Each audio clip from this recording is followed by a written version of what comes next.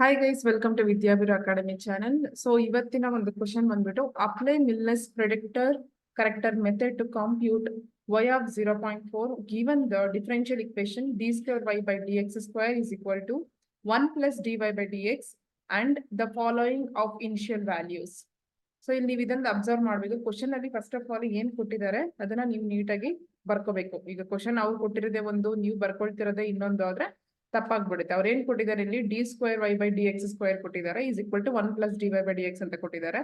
And initial values ಇಲ್ಲಿ table ಕೊಟ್ಟಿದ್ದಾರೆ ನೋಡಿ. ಎಕ್ಸ್ ವ್ಯಾಲ್ಯೂಸ್ ಬಂದ್ಬಿಟ್ಟು 0, 0.1, 0.2, 0.3 ಹಾಗೆ ವೈ ಬಂದ್ಬಿಟ್ಟು 1, 1.1103, 1.2423, sorry 27, 1.3990. Then Z 1, 1.2103, 1.4427, 1.6990. ಈಗ ಸೊಲ್ಯೂಷನ್ ಪಾರ್ಟಿಗೆ ಬರೋಣ. ಸೊ ಕೊಟ್ಟಿರ್ತಕ್ಕಂಥ ಇಕ್ವೇಶನ್ ಬರ್ಕೊಳ್ತಾ ಇದ್ದೀನಿ ಇಲ್ಲಿ d square y by d x square is equal to 1 plus d y by d x ಇದೆ. ಸೊ ಹಾಗಾಗಿ 1 plus d y by d x ನ ನಾನು ಇದನ್ನ ಇಕ್ವೇಶನ್ ನಂಬರ್ 1 ಅಂತ ಬರ್ಕೊಳ್ತಾ ಇದ್ದೀನಿ. Okay, then next d y by d x we know that dy by dx is nothing but y dash. ಓಕೆನಾ, once the differentiation ಮಾಡಿದ್ವಿ with respect to x ಅಂತಂದ್ರೆ ಅದನ್ನ y dash ಅಂತ ಕರ್ಕೊಳ್ತೀವಿ. That y dash is nothing but z. Okay, y dash is nothing but z. ಇದನ್ನ ನಾವು f of x, y, z ಅಂತ ಬರ್ಕೊಳ್ತೀವಿ. Then ಈಗ ಇಲ್ಲಿ ಈಗ y dash ಅಂತ ಬಂತು ಅಂದ್ರೆ z ಆದ್ರೆ z square d square y by dx square can be written as what? Z square is equal to 1 as it is plus as it is dy by dx can be called as what? Z. So ಹಾಗಾಗಿ z square is equal to 1 plus z is equal to g of x, y, z. Like ಈ first equation in the terms of z ಅಲ್ಲಿ ನಾವು ಬರ್ದಾಗ z square plus 1 plus z ಆಗುತ್ತೆ.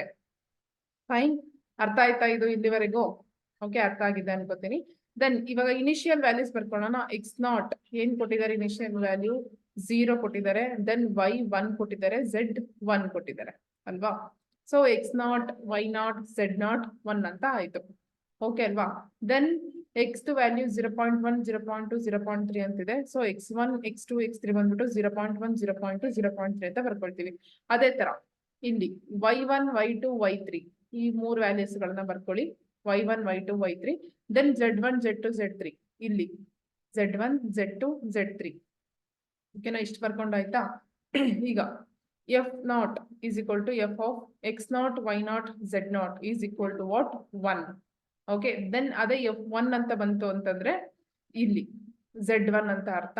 Then F2 ಅಂತ ಬಂತು ಅಂದ್ರೆ Z2 ಅಂತ ಅರ್ಥ. F3 ಅಂತ ಬಂತು ಅಂದ್ರೆ Z3 ಅಂತ ಅರ್ಥ. ಸೊ ಇಲ್ಲಿರ್ತಕ್ಕಂಥ ವ್ಯಾಲ್ಯೂಸ್ ಗಳನ್ನ ನೀವು ಇಲ್ಲಿ ಬರ್ಕೊಳ್ತೀರಾ. Fine, then g naught is equal to ಈಗ F0, F1, F2, F3 from the table ಸಿಕ್ಬಿಡುತ್ತೆ. ಬಟ್ ಅದೇ ಜಿ ನಾಟ್ ಅಂತ ಬಂತು ಅಂತಂದ್ರೆ ಏನು? G of X naught, Y naught, Z naught ಅಂತ ಅಂದ್ಬಿಟ್ಟು where 1 plus z naught is equal to 1 plus z naught value ಏನು? ಇಲ್ಲಿ ನೋಡಿ ಝೆಡ್ ನಾಟ್ ವ್ಯಾಲ್ಯೂ ಏನು? 1 ಅಂತ ಇದೆ. So 1 plus 1 is nothing but 2. Okay, then G1 is equal to G of x1, y1, z1. ಈ table ಇಲ್ಲಿ ಏನ್ ಬರ್ಕೊಂಡಿದಿರಲ್ಲ x1, y1, z1 ಈ ವ್ಯಾಲ್ಯೂಸ್ ಗಳನ್ನ ಬರ್ಕೊಂಡ್ಬಿಟ್ಟು ಇಲ್ಲಿ z1 ವ್ಯಾಲ್ಯೂ ಏನ್ ಬರುತ್ತೆ? ಇಲ್ಲಿ ನೋಡಿ z1 ವ್ಯಾಲ್ಯೂ ಏನಂತದೆ? 1.2103 ಅಂತ ಇದೆ, ರೈಟ್? ಸೊ ನೀವು ಏನಂತ ಬರ್ಕೋಬೇಕು? 1.2103 ಅಂತ ಬರ್ಕೊಳ್ತೀರಾ. ಇದನ್ನ ಆಡ್ ಮಾಡಿ ಬರ್ಕೊಳ್ತೀರಾ. ದೆನ್ Z2 ಅಂತ ಬಂದಾಗ ಅಷ್ಟೇ G of x2, y2, z2 where 1 plus z2 is equal to 1 plus z2 value ಏನಂತ ಇದೆ? 1.4427 ಅಂತ ಇದೆ. ಸೊ ಪ್ಲೀಸ್ ರೈಟ್ 4427 ಇದಿಷ್ಟು ಆಡ್ ಮಾಡಿ ನಿಮ್ಗೆ Z2 ಬರುತ್ತೆ. ಅದೇ ತರ Z3 ಕೂಡ. ಓಕೆ, ಇವಾಗ predictor y4 predictor find out ಮಾಡುವಾಗ ಈ ಫಾರ್ಮುಲಾ ಯೂಸ್ ಮಾಡಬೇಕು. So y0 plus 4h divided by 3 into 2f1 minus f2 plus 2f3 ಅಂತ ಅಂದ್ಬಿಟ್ಟು ಈಗ y0 ವ್ಯಾಲ್ಯೂ ಎಷ್ಟು ಅಂತ ಇದೆ? 1 ಅಂತ ಇದೆ, right? So 1 plus 4 into h value. Question ನೋಡಿ ಇಲ್ಲಿ h ವ್ಯಾಲ್ಯೂ ಏನು? h means what? Difference between these two values.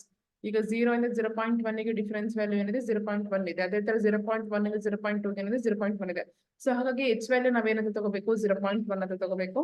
Divided by 3 into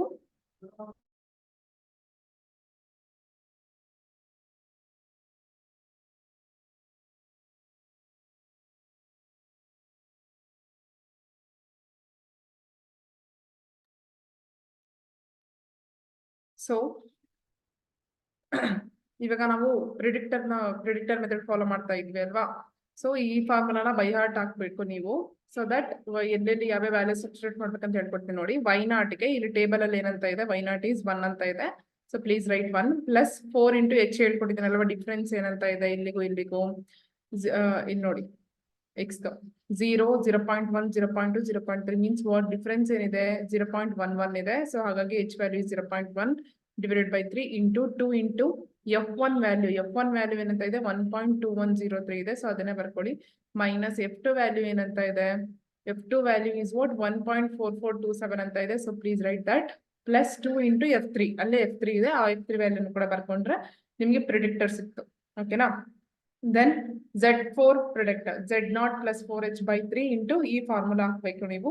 ಇಲ್ಲಿ Z0 ಏನಂತ ಕೊಟ್ಟಿದೀವಿ, ವ್ಯಾಲ್ಯೂ 1 ಅಂತ ಕೊಟ್ಟಿದೀವಿ. So please write 1 plus 4 into h value 0.1 divided by 3, 2 into G1, G2, G3 ಇಲ್ಲಿ ಏನ್ ಫೈಂಡ್ ಔಟ್ ಮಾಡಿದೀರಾ ಅಲ್ವಾ, G1, G2, G3.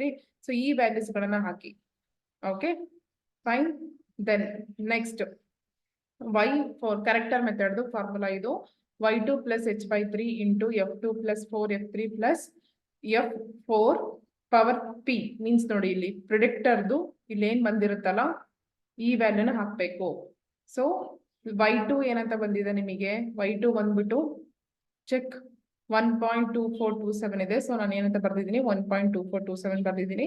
Plus h value is 0.1 by 3 into F2 value ಏನಂತ ಬಂದಿದೆ ನಮಗೆ ಇಲ್ಲಿ, F2 ವ್ಯಾಲ್ಯೂ ನೋಡಿ 1.4427 ಇದೆ.